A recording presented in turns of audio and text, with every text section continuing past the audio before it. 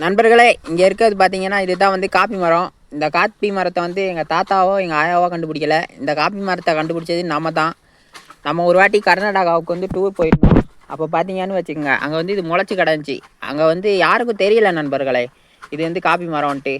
அப்போ வந்து 2 காப்பி இருக்குது கர்நாடகாவில். அதில் வந்து அரேபிக்கா, ரொபோஸ்டோ அப்படின்னு 2 காப்பி இருக்கு இல்லையா.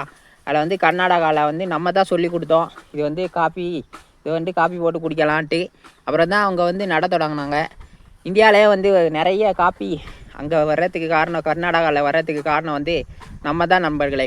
ஒரு நாள் என்ன பண்ணோம், அதை வந்து அந்த தோல்லாம் எடுத்துகிட்டு காப்பி போட்டு கொடுத்தோம். அவங்களும் குடித்தாங்க. அப்புறம் வந்து நம்மக்கிட்ட கேட்டு தெரிஞ்சுக்கிட்டாங்க, எப்படி இந்த வரவு வைக்கணும், எப்படி இந்த செடி வளர்க்கணும் அப்படின்னா. அப்புறம் இங்கே ஃபேமஸ் ஆச்சு நண்பர்களே. கர்நாடகாவில் வந்து காப்பி நிறைய வர்றதுக்கு மூல காரணம் வந்து நம்ம தான் நண்பர்களே.